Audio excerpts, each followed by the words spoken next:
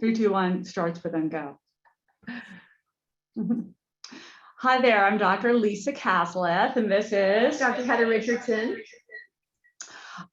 We are two physicians who treat breast cancer, and we're here to talk to you today, and most importantly, talk to our amazing patient and patient advocate, Alejandra Campoverdi, who is, aside from just a fabulous person in general, she also has been through her personal journey with BRCA2, has had a bilateral mastectomy, and is just an incredible patient advocate. She herself has shared her journey through this diagnosis and then what she's done about it. In addition, she has created her own film called Inheritance that really goes through her own journey. So it's an honor and privilege to have her here and to be her doctor. So fantastic. Welcome, Alejandra.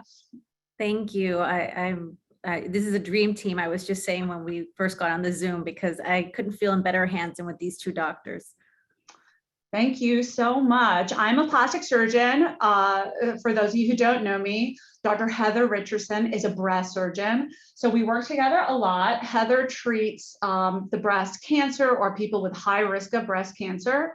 And then I do reconstructions where it's appropriate to do mastectomies. And so really try to make people look their level of what they're comfortable with. Hopefully completely normal is what we're going for. Alejandra, you are no stranger to knowing that this is not necessarily an easy process, as you've been through a couple surgeries yourself. And then I think, where we want to start off is just talking about some of the things you've been through, Alejandra, how you were diagnosed. And also, how can, there's different recommendations for different people with BRCA. How do we manage that gene and how do we treat people with the BRCA gene? Yeah, my journey, I won't say I did everything perfectly because I didn't, but that helped me to learn a lot and get to the point where I did. So I'm very happy to share that because I'm hoping that by sharing this kind of twisty, turny journey for me, it can help folks skip some of those steps and extra surgeries and extra cost and all of that. But I've been very fortunate. I first started getting an idea that maybe there was something going on with my family because my great-grandmother, grandmother, mom, and 2 aunts have all had breast cancer. So when I was in my early 30s and I was in the around 2013, I heard about BRCA and I thought, well, maybe this is what's going on with my family. So actually when I asked my gynecologist for a test, so it was back then, it was like a really expensive blood test and it was a really complicated thing. And I found out that I was positive. That's one of the great things right now. It doesn't have to be so complicated anymore. It's actually super easy, super cheap. A lot of places you can find will help you test for free or insurance will cover it. So I went through that experience, found out I tested positive and decided that I would have the preventative double mastectomy. Fast forward to 2018, I'd been doing the screening and the MRIs with contrast and everything they were supposed to be doing, the CA-125s around the ovarian cancer risk. And I had my double mastectomy. Now, again, you plan everything you can, and I didn't expect what ended up happening, which was about 6 days after when the tissue that they removed was tested, they discovered a DCIS, stage 0 breast cancer had already started developing and had not been detected because it was so small at that point. Thankfully, because of the timing of everything, I didn't have to have any further treatment than the surgery. But that wasn't a one and done, which is what brought me later to Dr. Cassileth and how she's been such a lifesaver for me to be able to get through this actually feeling okay in my body, because once, I took care of that risk, there was still the matter of the reconstruction. And so I've had 2 additional surgeries, reconstruction surgeries, and I'm happy to answer whatever questions because as I'm sure people know that are watching, there's so many different choices above the muscle, under the muscle, nipple sparing. There's just so much information to take in. But when you're in the right hands and you have a partner, a doctor standing by your side to help you navigate it, it is so much easier and you feel so much more confident. So I'm really excited about this conversation and especially your questions, because if I had had this conversation at the beginning of my journey, I would have saved myself 2 surgeries, almost probably like tens of thousands of dollars and just a lot of recovery. So I'm excited to be here and talk about this. We definitely want to get any questions from anyone watching, and please use as a question and answer feature. Alejandra's got great answers, and we would love to answer your questions too. So for sure, everyone out there can type any questions and our team will get them to us. Heather, something that actually my patients ask me a lot is that when they're seeing me for prophylactic reconstruction, they say, what do you think, when should I get this done? Should I do this right now? What do you tell people about when this should happen? Well, first of all, we want to make sure that we have a really clear understanding of what the family history is. So we want to know what the what the pattern of disease is in the family. Now, Alejandra, you had some of your relatives were older, but as the decades went on and the generations went on, it got younger and younger, didn't it? That's a perfect point. And you could see that in my family. My great-grandmother was in her 70s. My grandmother was in her 60s. My mom was 49. And when I was diagnosed, I was 38. Right. So they had initially told me the same thing. So the formal recommendations are that people with a documented BRCA mutation should consider having a prophylactic mastectomy between 35 and 40, but also looking at the pattern in the family and maybe catering it to the person as well to answer your question. I mean, it's also very tricky because, we all have that like terrible story. I had a patient she was actually the rep for Allergan, which is actually one of the biggest implant companies that exists in the United States. And so she had been like surveying everyone in Beverly Hills to pick her doctor. I felt very honored to pick me. And so she said, you know what? I'm 35, I'm gonna have a baby, and then so I can breastfeed, and then I'm going to do this. So we're like, okay, this seems very reasonable. Now she found out she had it on a screening test, and her dad was the carrier. So she didn't have a mom to know what age that her mom had it. And then the other was, as it sometimes happens with grandparents, kind of like, oh, I think she had it. Oh, maybe it was this age. Oh, we don't know. Right. So that was people are much more secretive about their health history. Yes. And people may not even know, and you won't know until the very end. So she chose to do this. And then when she felt a lump when she was breastfeeding, and then we ended up diagnosing, she had 2 different cancers when we did the mastectomy after the baby was born. Now she's being diagnosed on chemo with a 2-month-old. It was just so depressing. She ended up with the worst possible story, which is dying of disease, even though this is such a curable disease normally. And it scared the crap out of me. So, unlike I am not a surgical oncologist. So when people ask me, when would you do this? I'm like, get them out, there's Gary, but that's not what you say. You say 35 to 40. 35 to 40 is the general recommendation. But again, there is no wrong or right answer. And that's why you always want to do it for the patient. You refer to the family history, you talk about the patient's anxiety. In your documentary, you had really amazing stories. I mean, you had a story of a sister who was found out immediately that she had the BRCA gene, went forward with the prophylactic surgery, and she and her father begged the other sister, and the other sister said, I'm just not ready to test. Mm-hmm. She wasn't ready to test. Not only not ready to have the surgery, but not ready to even know if she carried the BRCA gene. Unfortunately, in her case, she was diagnosed with breast cancer. I'm not a doctor, so my best advice around this question, which I've thought about a lot, and I get this question a lot, is really listen to your gut, because this decision is so hard. It seems like you're hearing different information. Usually around the time is exactly what Dr. Richardson said. You don't hear conflicting information about when, but I had people telling me, you're so young, why would you do this? Or you may not get cancer, and everyone has an opinion, especially when you're doing something like this prophylactically.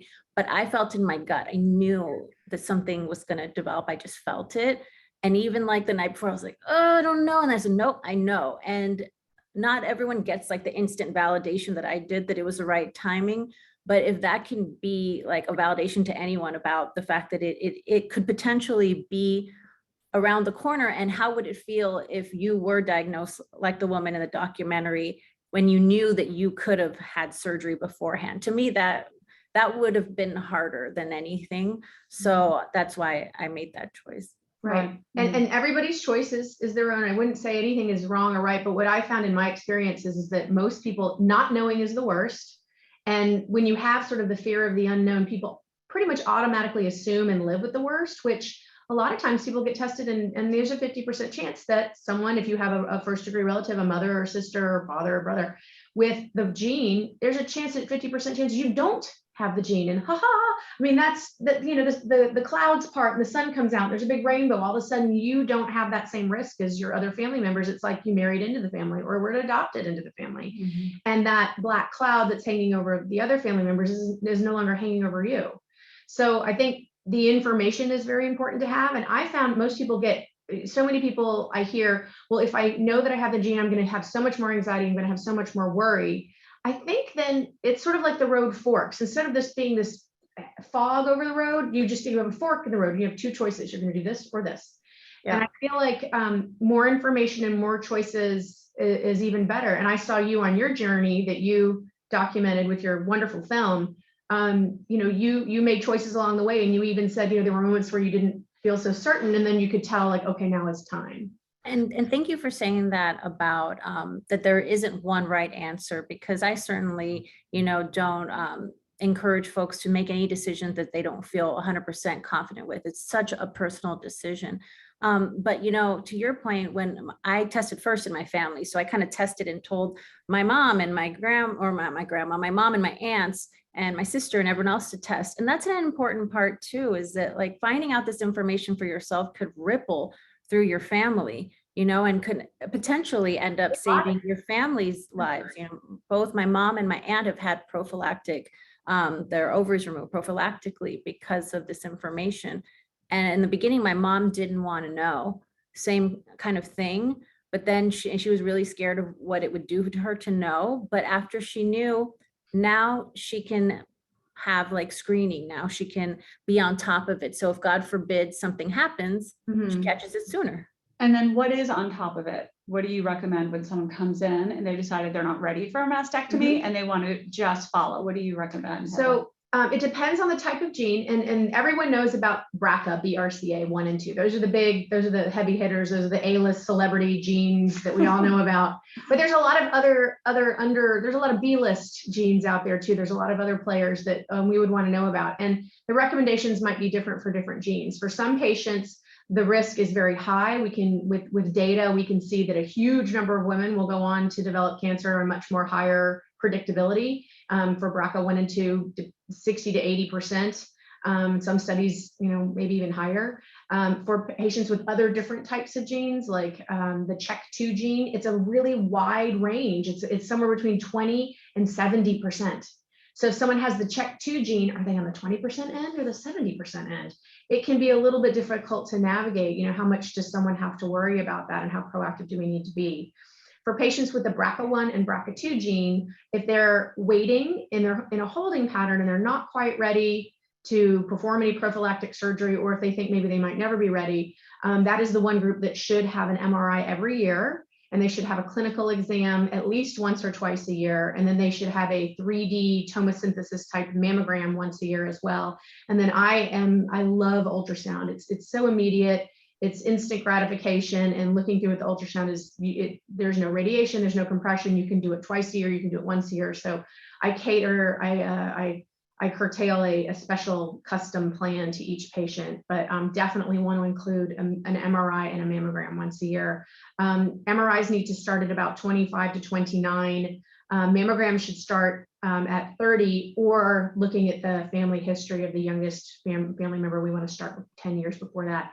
And then girls who know that. I say that again. I love that fact. You look at the youngest family member who ever had breast cancer and you subtract 10 years, which I love that, because I've not heard that. And now I've been saying it makes so much sense, because you don't want to start looking when, your mom had cancer at that age. You want to start looking earlier, but you're not going to start looking when you're 20. Well, if she had it at 45, right? So there's very reasonable. Yeah. For instance, Alejandra, yourself, you had DCIS, a very tiny area of pre-invasive stage 0 cancer in a very small part of your breast that wasn't able to be seen. That would have probably grown and progressed. It probably would have been another 5 to 7 years before we would have caught that as an invasive cancer.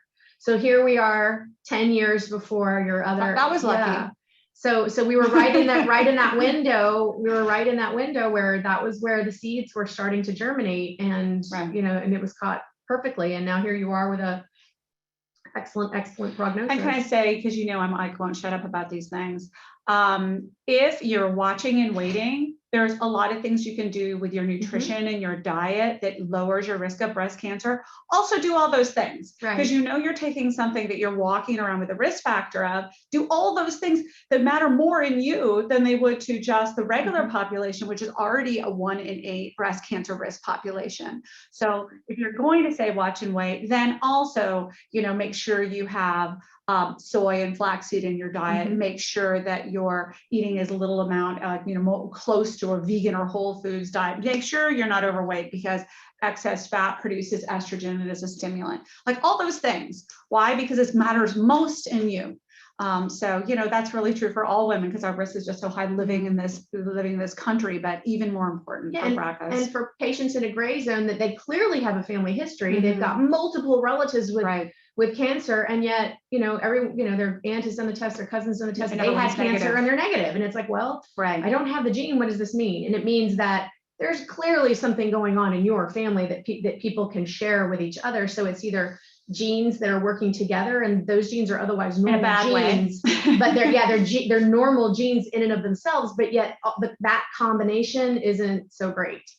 Or that there is a broken gene that we don't have a test for yet. There hasn't been a scientist that it says, okay, this loci right here, that's a problem. So with that being said, diet and exercise, and sometimes people want to know these things, so that people like specifics. I like that. Cup of soy a day. Cup of soy a day. 2 tablespoons of flaxseed. 2 tablespoons of flaxseed. Those are the big 2. Big. Those are my favorites. And then I love vitamin D. I want my patients, vitamin D. Yes. I want my patients to have a vitamin D level of 70 to 90. That's good. Now this is the tough part. This is like it's like I'm more likely to go into space than I am to do this, but 3 drinks a week. Oh, 3 drinks a week. 3 drinks a week. I'm going to be an astronaut. You're down before that happens. I'm like 4 drinks a week. That's not bad. That's it. But really is supposed to be 3 or less. It's supposed to be 2 or 3 or less is ideal. And then exercise. We want 160 minutes of exercise a week. So that's 4 40-minute sessions. If you want to, we don't have to do CrossFit, do we? I don't know, Alejandra, what do you like? What's your recommendation? Because I think I got like a walk. I'm a hiker. Great. Get your heart rate up, get out there, get your dog, enjoy this beautiful world. And what I was going to say is stress levels in general too, because just like the inflammation in your body, like I had to, we get a diagnosis at 38 years old, even if I caught it early, you think, okay, well, my body started going in that direction. Like what was going on? What's going on with my body? And a big thing is, kind of not learning how to like regulate your nervous system, talking about myself, and trying to find better coping mechanisms, learning to meditate, all those different things. Like, I feel like it all contributes. And it was important to me, if I'm going to have a surgery like this and have a double mastectomy, it isn't over, just because you have the surgery. Like, well, how do you make your body incompatible to breast cancer for the rest of your life? So true. Super important. And I have a lot of patients reminding me, because they'll see me working like a dog, and they're just like, Lisa, you cannot burn the candle at both ends. This is not good for you. You can't recuperate if you just, are just stressed out all the time. So it's really, I think women in general are terrible at balance because we'll assign ourselves the hardest task and hold ourselves responsible for everything. But that's really important to figure out how to do exactly what you're doing, Somebody had tossed up a question about benign cysts, and should you? Oh, thank you for. And it wasn't really clear to me if they were talking about if you had a broken gene and you had benign cysts. Well, if you have, this is what I kind of took it, and this is what I've heard too. If you have cysts or very cystic breasts, and do you need to follow more carefully also? And if you have BRCA and you have cysts, are you at higher risk in some way? What do you do with a cyst? Right. So fluid-filled cyst bubbles, as long as that's honestly what we think they are, and there's no question that it's a cyst masquerading as something else. If it's just a fluid-filled cyst bubble, breast tissue's job is to make fluid. That's what it does. Sometimes the tissue creates more fluid than it needs to, and you'll get some of the fluid captured and stuck in the tissue, and it'll make a little bubble of fluid. So that isn't dangerous. It isn't bad. It doesn't increase any risk of future cancer by having fluid come and go in the breast tissue any more than if you have pimples on your face where there's inflammation in little areas that come and go on your face. That's not going to lead to skin cancer later on in life. So totally unrelated. fluid-filled. But it's harder to see. That's the only thing, right? Because Well, if you've it's got a lot of harder busy, to busy. feel. If you have, Right. if you're feeling your breast tissue Well, and you feel a lot of lumpy lumps, and that sends you, you know, reeling because you're worried that all of those lumps might be cancer lumps, it's very simple. The best test for that is ultrasound. Mhm. So it's very, very simple to look through the tissue with ultrasound and to get the evaluation of the tissue with ultrasound. And then if we clearly think it's just fluid-filled cysts, we can reassure you. And if something changes, we can reassess anything that comes up in the future. But otherwise, no, people with fluid-filled cysts don't need any extra special testing or need to worry with whether you're gene positive or gene negative. It's true for both. And then someone asked about BRCA testing, like how often should you test? Well, once you know if you're positive or negative for the genes that are tested for, that shouldn't change. So it's not something that if you've been tested, you should repeat it. So once it's true, it's true. And if it's false, then it's false. And that additional information shouldn't change. But for instance, if you have a very strong family history with multiple family members that have had cancer and people were tested and we didn't find anything, well, 10 or 15 years ago, we only tested for 2 or 3 genes. So every 10 to 15 years, if you don't have a definitive answer, you should probably maybe retest in 10 or 15 years to see, aha, have we found a new gene? Have we found a link or an explanation?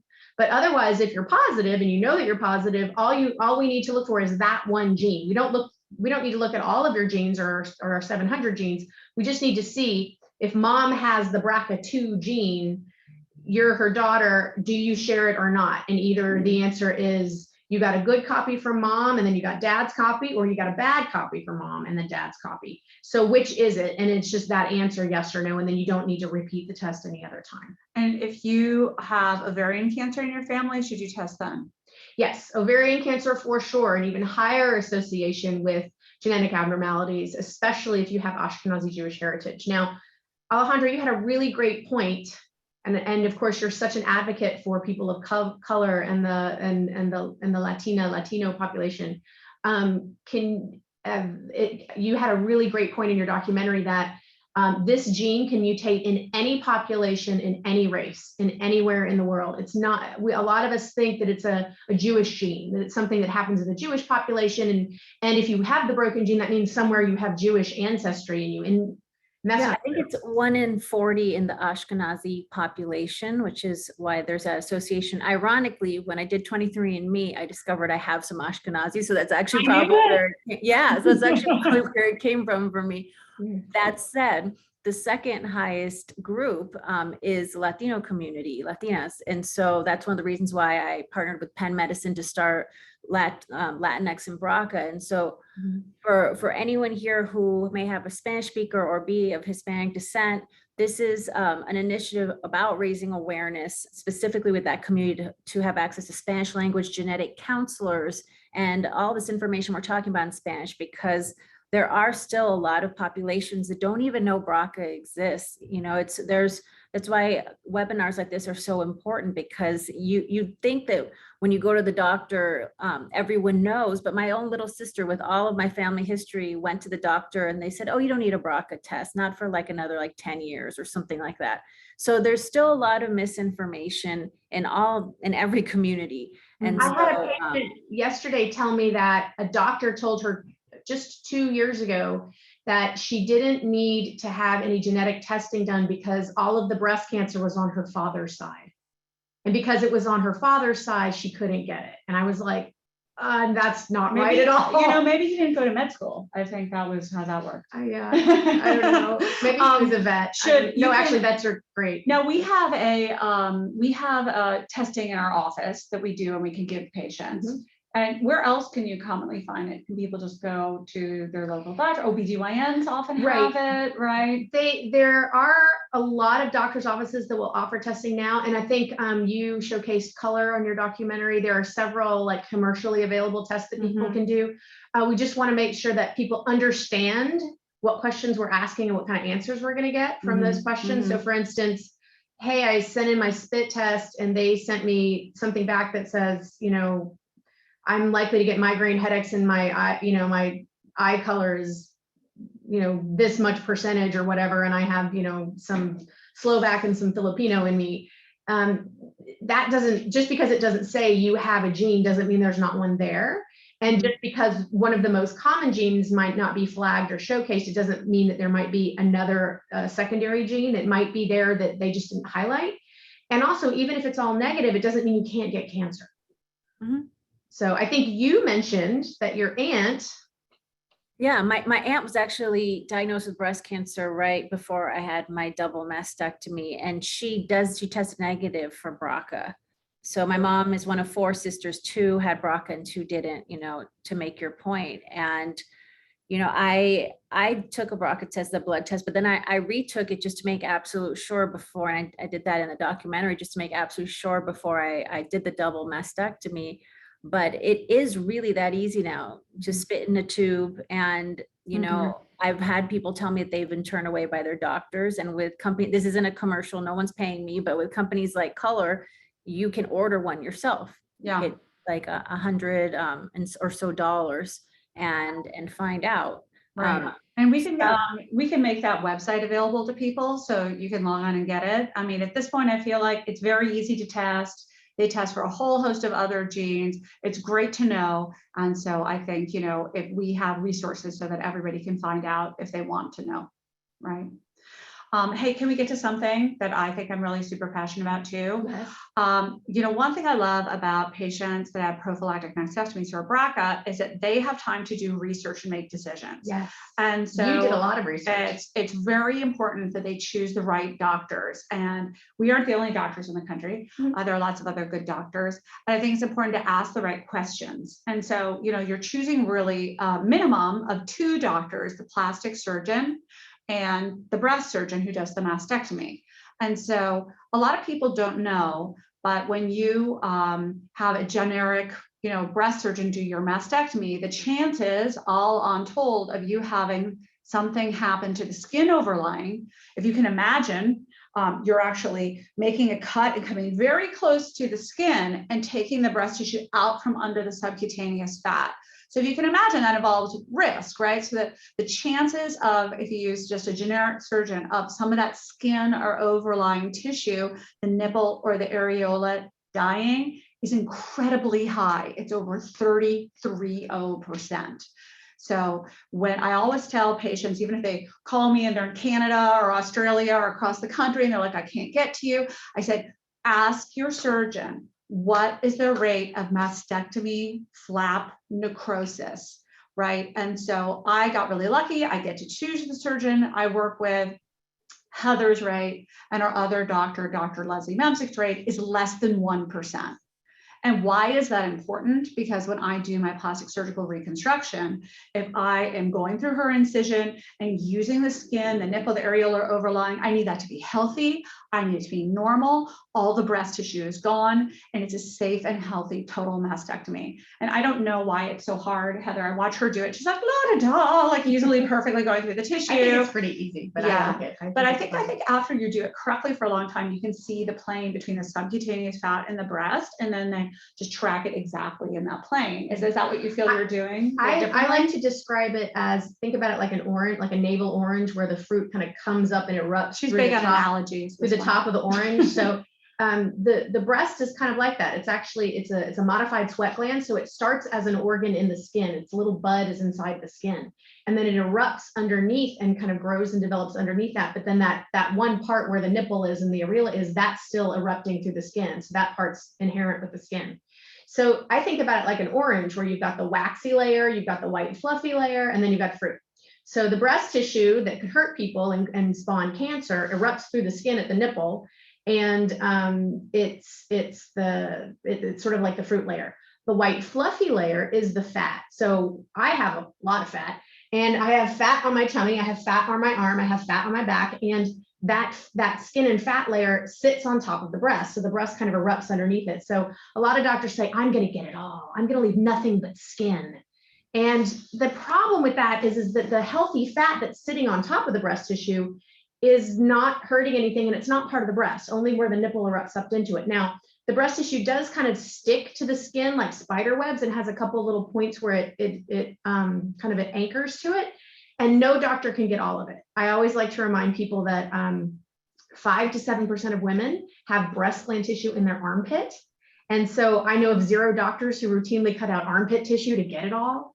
Right. So I feel like the best way to say it is we're going to get all of the tissue that matters, all of the cohesive breast gland tissue. We're not going to leave anything behind. We're not going to leave anything that could hurt you. But we also know we can't eradicate every breast cell because some of it is stuck to the skin, some of it is stuck to the. And it doesn't matter if you do. No, people do great. And that's the crazy thing. So they did studies, and this has been now years where this has been a totally accepted form of a mastectomy, is leaving the nipple and areola. Alejandra, when you did it, it was like a little bit more like, ooh, not everybody was doing it. Now I think it's getting to be more frequent. It's still not necessarily a standard of care though, because for years we did the mastectomy.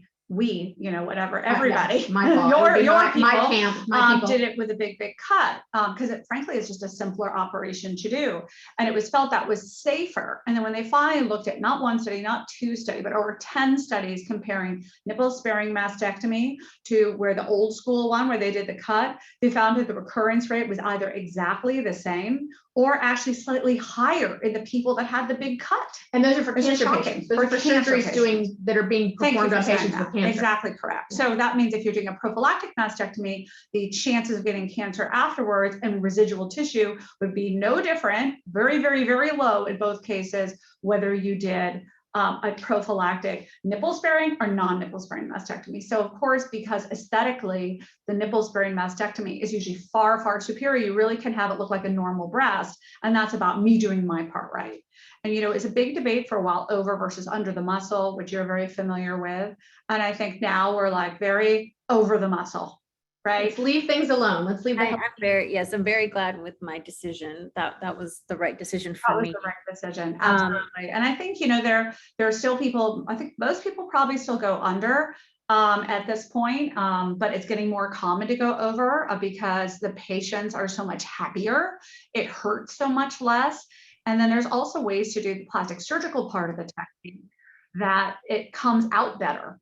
Right. So like if you can imagine it, if you're putting in an implant, you can there's something called dermal matrix we traditionally use when we do direct to implant reconstruction. So the dermal matrix can be put in all kinds of variety of different ways, but the way that really it comes out the best, if you can imagine, is if you make a full bra and you slope the top.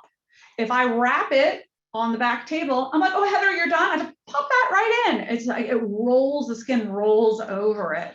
And so doing it a more careful way, actually constructing how you want it to look with the patient, so you can sit them up and look at it. You can get the slope right, so you don't get a fake top.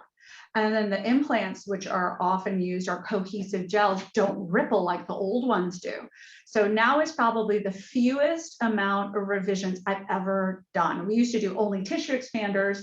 All of those patients go back 100% revision right. 100% right. Then I did under the muscle direct to implant. I think that was probably like a 50-50. No, I'm going over the muscle cohesive implants with dermal matrix. And I think in this case, you can really trust that your chances of going back are like maybe in the 1-2 out of 10 patients max, depending on their natural layer of fat and thickness. What were you saying? I want to say something about the plastic surgery piece of it, because, a hard thing making the decision about knowing you have BRCA, and then when you decide you want to have double mastectomy, I mean, it's natural to wonder how you're going to look, especially if you're making these decisions and you're very young. And, from my experience in working with this team, and again, not an ad, no one's paying me to be here. This is literally my experience. You can come out actually feeling really great and like looking really great. And that's not the most important thing, but it is something that people consider when they're making this decision, how that's going to affect their life. And if they're not married and they want to date, and like these are all the kind of questions I hear all the time. And so I just wanted to say that it is now where plastic surgery is. You can literally have scars tucked underneath the fold of your breast and look like you have natural breasts. So, and I have to give. And you should insist on that, yes. By the way. Yeah. Because I feel like a lot of the times, especially when people are diagnosed, they get bullied into doing things the way that doctor who happens to be seeing them does them. And that always makes me super duper mad, because ultimately it's patients that are going to change the system. So when women are kind of bullied into, no, we make the cut this way. Oh, sorry, you have no choice but a tissue expander. It makes me a little crazy because they do have a choice. But a lot of the time when you're diagnosed, you don't have the energy and the wherewithal to say, okay, I'm going to care about how I look and I'm going to find someone who does this, because you're shamed into, let's just treat the cancer, stop it. Exactly. Right. And I hate that, because what lasts with you in your whole life is how you look. And I know that sounds superficial, but we don't need to be reminded of that cancer or that gene even every day for the rest of our lives. We just want to make it do the least invasive thing possible and then get on with our lives and feel good about ourselves. And that produces less of a negative effect over time than being forced to make the wrong decision and then having to live with that decision. That makes me nuts. And it really victimizes the patient, and it produces a lot of negative juice down the road where they feel guilty and they feel bad and they feel like they were duped. And we don't need that, as we just discussed. Less anxiety is better. Feeling good about ourselves is better. And I want to add is, it also, like, if it may look great, but if the plastic surgeons doing reconstruction isn't as good as they could be, it can lead to residual pain, you know? When I found Dr. Cassileth, I looked great, but I felt awful. And so, you know, there's two parts to BRCA journey. And so, yeah, you can look great, but if you don't have a plastic surgeon who is supporting your breast right, who is not stretchy, who might have put a really big implant in you when you didn't want one, which is something that happens a lot. And I know that Dr. Cassileth is so careful about making sure that your reconstruction is also the size that you feel comfortable with, because the women I hear from that are made bigger in their breast cancer reconstruction than they want to be, there's a lot of women. I get that so much. Right. It's so scary to me to say, well, I don't, you know, I want this size, and they wake up and their doctor, and I hate to say this, but usually male, is like, trust me, honey, there's some good you males. didn't want, no, there are, but I don't really almost ever hear it from a female breast. Like, well, I actually just saw this name come up, J.S. Anderson, which I thought might be Jim Anderson at the City of Hope, who's a fantastic surgeon, and he does deep flaps. No, there's wonderful, there's wonderful male surgeons out there. Don't get me wrong, but I almost never hear a woman say, I didn't want them this big, and I woke up and she put them in and said, trust me, honey, this is going to look good. Yeah. I hear a lot of women, whenever they say, I didn't want these, and he told me when I woke up, trust me, you're going to want this. You're going to thank me later. And I'm kind of like, well, I think most women know their bodies and know what it's like to live with breasts as they are and the size they are. And I think they understand what it would mean to be significantly bigger or significantly smaller. Well, also, and to make a decision for them, like, is just not, I don't think anyone should do that, male or female. We also can morph it. So, like, you know, a lot of women who had kids and they're in their mid 30s are like, they used to do this. What's morphing? Here, I'm getting there. Okay. Yes. Thank you. My sidekick. It's like a 3-dimensional camera, and you can actually say, here's how it will look if I put this size implant in you. And it is very powerful, because then you can say, I can make a visual expectation so that you know what you're going to get. So show somebody a recreated digital image of what it would look like if. That's right. Okay. Right. And then some women come in and they're sick of their big boobs, and they probably wouldn't have gotten a breast reduction, but they're ready to downsize. And we see that a lot too. And it's like, you know, if you didn't have breast cancer, what size breast would you use? Right. What would you want to and then someone texted in that bigger implants have a risk of encapsulation, but now with Keller funnels, total subdermal matrix, the size is not as sensitive to encapsulation as it used to be. The old data that we used to have, the bigger it is, the more encapsulated it might get, is not as true. That is, it used to be. Now, as the bigger it is, the more heavy it is. We didn't know the more support you need. What the root cause of we didn't. We didn't used to know what the root cause. Now we kind of do. We think we do. We kind of do. And the reason that capsular contraction, that is a firmness that can occur after reconstruction. The reason that it's more associated with a bigger implant is because all the data didn't come from reconstruction patients. It came from augmentation patients.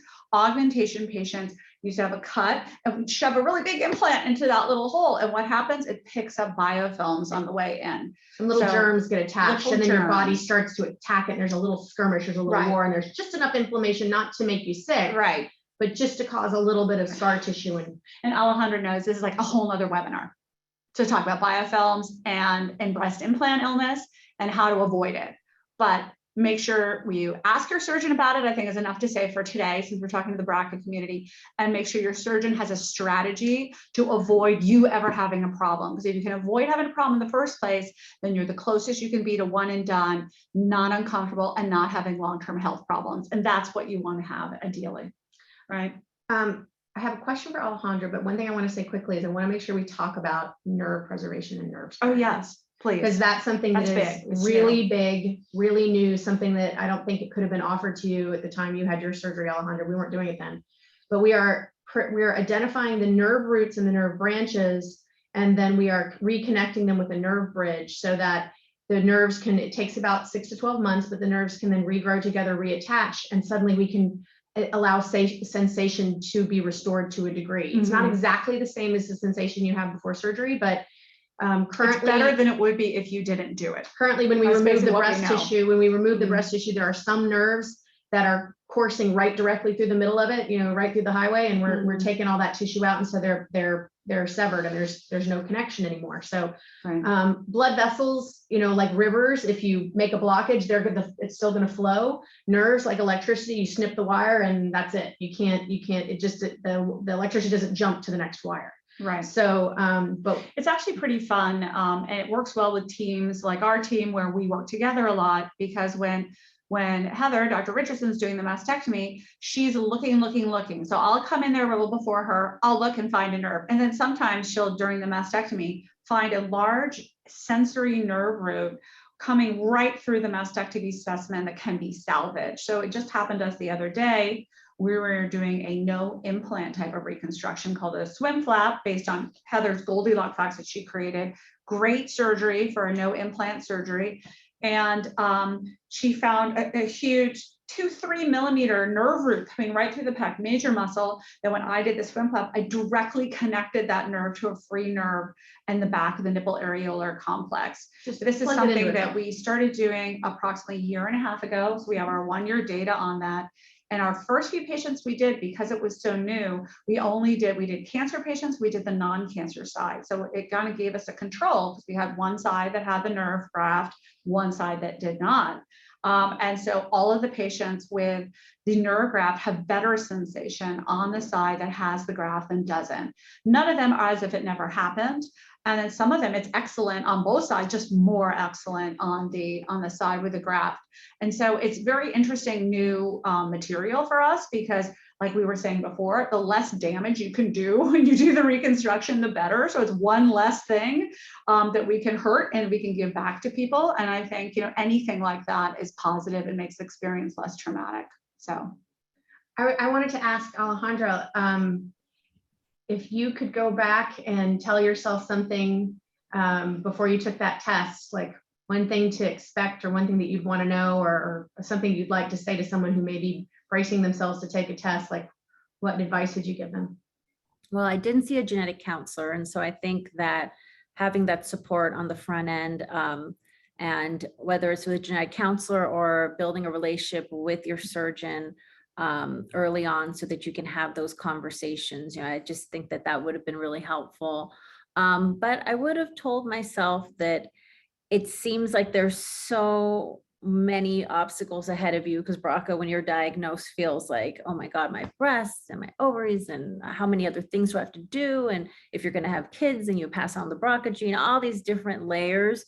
And I would tell myself that it was going to be okay, take them one at a time, and I would get through it all. And that's the experience I have with the friends of mine who are going through it too. it's like just one at a time, and before you know it, you're on the other side of it, and you feel really good that you were proactive, and you can feel empowered through the journey, which is something that I didn't expect, to feel better on the other side. And I want to ask too, how did the documentary, and how did that happen? Like, you had the wherewithal to say, hold on a second, stop, time out. I want to capture what's happening. I want to, the whole scope. Yeah, no, I definitely didn't. Jonathan Silvers, who was a director of the documentary, his wife actually had BRCA and had a prophylactic double mastectomy. So he was already creating the film. but he hadn't finished it, and we connected halfway through it. And, you know, I told him, like, this is a big passion of mine. I want there to be women of color. I want this to be something that's really representative of this experience. And so we really came together and did it. But the interesting thing about having done it during my journey is it forces you to talk about these things in a way that, you know, it's easy to compartmentalize or to not deal with the feelings that are coming up. And so, you know, if anyone feels alone going through this, this is the film. I made the film that I wish I would have had at that time. So it's completely free, available on my website, or I think there's a link that we're going to put up, but it was on PBS last year, and you're able to follow 3 different sets of women who made 3 different choices based on their experience. Yeah, it was very enlightening. Good job. Here's a question that came up. What do you do post mastectomy for screening? Are you done? Do you assume you're home free, or are you still watching? This is tough. This is a tough one. Okay. Yeah. So you know, I have my answer that I like. Yeah. So the majority of doctors in the country, well, not maybe the majority, a lot of doctors who do what I do, they're the mastectomy surgery who's checking things out. Most of them don't do their own ultrasounds, and they do an exam, and then if they feel something, they send you off to a radiology center, they do the imaging, and then the doctor gets a report and reads it and goes, okay, well, they said they saw this. Most people that have mastectomies, their surgeon tells them, bye, tell me if there's a problem, come, you know, let me know a few years from now if you have a problem, and we'll take care of it then. Some doctors will have their patients come back and see them regularly, but they don't take any pictures, they don't do any regular imaging, and they just kind of feel and say, well, I don't feel anything. There are very few imaging centers that routinely are screening or taking pictures of patients who've had mastectomies. So a lot of those centers really don't know what to expect. Everybody knows what to expect to look at the tissue with all the different variations of what breast tissue looks like when you have breasts. But if you've had a mastectomy, a lot of these doctors don't know what they're seeing. They don't know what to look for. They don't know what they're seeing. There's tissue there, but is that breast tissue? And do we do MRIs? Do we do mammograms? One thing we all agree on is nobody needs any more mammograms. All the doctors universally have accepted that if you've had a mastectomy breast, there's no point in doing a mammogram on that breast ever again, with very few exceptions or just a couple of exceptions, and nobody really needs to know this. What I like to do with my patients is I do an ultrasound for a patient who's had cancer. I want to look at their cancer breasts every 6 months for 3 years, and then once a year forever, and both of their breasts forever. For patients who have never had cancer, I want to look at both of their breasts once a year with ultrasound. I want to look at the tissue that we've left behind. I want to see, how does the implant look? Does it look like there's any signs of capsular contracture, any fluid around the implant, any look like there's leak or rupture of the implant? How do the lymph nodes look? Is there any swelling or changes in the lymph node to suggest that there might be cancer cells growing in there? And then the tissue that we've left behind, how does that look? Does it look like I expect it to? Mm-hmm. And that's easy for me, and it's very reassuring. And there's lots of things that look funny. There's lots of little bumps and little things that can happen after mastectomies that aren't cancer. And it's important to be really comfortable at looking at mastectomy tissue so that you know what's within normal limits, and because the last thing anybody who's had a mastectomy is they want to be put on alert that there's something there. Right. So that you don't want to overexcite a mastectomy patient. It's like telling a new mom that there's something wrong with her baby. It's like looking at a neonatal ultrasound and going, uh-oh, you don't do that. It's you know, plus the FDA now recommends we screen implants starting at 3 years annually. And so initially they recommended annual MRI. And so the plastic surgery community is like, hell's no, right? Because you know, these implants aren't rupturing or being prone to rupture for 10, 15, 20 years. So I feel like it's a very good compromise to say, okay, go back to Heather. She's going to make sure the tissue looks normal. She's also going to check my implant with ultrasound. That way you get like a 2-for-1 screener. And then if there is something we see that's more exciting that we want to, we'll check the implant, the tissue, whatever it is, with the MRI then. So you're not getting annual MRI 3 years after your breast implant every year is just overkill. I've had patients in other areas say like, okay, I'm here for my ultrasound and my mastectomy flaps, and these other radiology centers are like, well, we don't know what to do with that. I guess let's order a mammogram and an MRI and an ultrasound, and oh gosh, we see stuff and now we don't know what to do with it. And so unless, and again, they're just not imaging mastectomies. So they don't know what is Yeah. normal to look at. So, you know, This is her way of saying, okay, I most don't surgeons recommend- don't do ultrasound. I don't, She does. So Yeah. like, I think that's a very unique thing for you to be able to do. I would say in general, if I was queen of Yeah. the universe, I'd say just have an ultrasound over your mastectomy sites once a year and find a Right. doctor that's really comfortable with Yes. doing that. And if they're like, oh gosh, we don't know what to do with this, don't go there. Just don't worry about it. Right. Just do what everybody else does. But I feel like it's Before we run out of time, I want to cover a couple of questions. By the way, I Mhm. love my patient Victoria who logged on and said to remind us that ovaries. So tell me about this, like salpingo oophorectomy versus what's the current recommendations, ladies? Right. I mean, I can say it or you can say it. Well, why don't you say what you I'll say did, Alejandra, and then why don't you say what the recommendation is? Because you're the Yeah. doctor. Can you tell me what you did? The doctor first. Well, basically, so believe it or not, it's we don't really think it's the ovaries as much as the problem as is the tubes. It's the Mullerian duct tissue that's the problem. That's so crazy, by the way. And it's the lining, and also Right. that tissue is in the lining of the abdomen. So even if you get your ovaries and tubes out, there's still a possible very tiny. Right, It's still so important to go ahead and get the surgery done, and it can be life-saving. But the tissues, it's not just the ovary tissue, it's the tube tissue. So you have to have your tubes and ovaries out, not so much your uterus. You don't necessarily have to have a full hysterectomy, but the tubes and ovaries should come out because those are the cells that can spawn the ovarian cancer. Mhm. So for patients that don't have their tubes or ovaries out, you should get a CA-125 and a transvaginal ultrasound starting at 35 to 40, and again, family history should play a part in that. Mhm. And then also thinking about fertility. One of the things that your documentary did a really great show, a portion talking about, like, don't forget about preserving your fertility. If you're a younger woman and you've had really young members of your family die, consider starting your family earlier, or if that's just not practical, get egg freezing, egg harvesting, and make sure that your fertility choices are in order, because it's hard to do it last minute. Like, okay, here I am ready for my surgery, and oh, wait, I need to freeze my eggs. So doing that earlier, especially earlier when you're younger and you have healthier, stronger eggs. So if you decide to have a baby at 35, use those eggs that you had that we froze at 20. You're going to have 20-year-old eggs. I mean, you have to be That's great. so mature to make that decision, though. I find Nowadays that's it's tough. Nowadays it's really more about resources. Who wants to and- do that? Oh. Well, the Well, hormones. I know a lot of young ladies who are Surgical. who realize that It's very their smart. partner, they haven't met their partner yet, and they're probably not going to meet their partner. I'm glad to anytime hear you soon. say that. And I'm a glad lot to of hear you young say that. ladies are realizing not that bad. they're prioritizing family, but they know it's not right now. Yes. And there's so many answers out there, and I highly recommend people to seek out. If you have any questions at all, just do it. Just go seek out the information and consider starting the fertility preservation. Then you can as soon just as take your possible. first step if you're ready. Another question was that options for avoiding capsular contracture. Let me go over those. That's really, really simple. From my point of view, it's implant is not allowed to touch the skin. These are all things the surgeon has to do. The patient can't do anything. If the patient thinks there's something you can do, go ahead. That's right. Implant is called no touch technique, but people claim they do it, but literally we don't touch the implant. Implant comes directly out of the sterile container, goes directly into something called a Keller funnel. Your doctor really absolutely should use a Keller funnel. Unfortunately, many of these surgeries done in hospitals that aren't paying for it because it's not cheap to use it, but it's part of the reconstruction, needs to be done. There's lots of expensive stuff happening in surgery. And so then the funnel looks kind of like if we were pastry bag.